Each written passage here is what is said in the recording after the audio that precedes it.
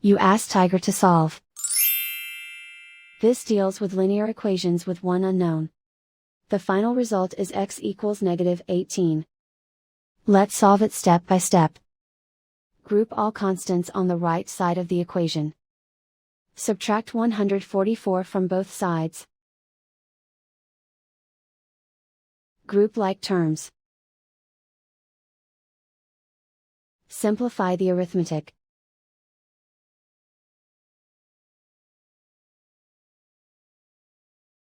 Isolate the x. Divide both sides by -2. Cancel out the negatives. Simplify the fraction. Move the negative sign from the denominator to the numerator.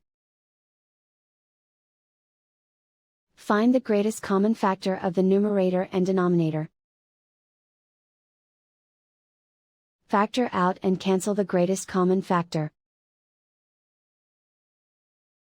And so the final result is x equals -18.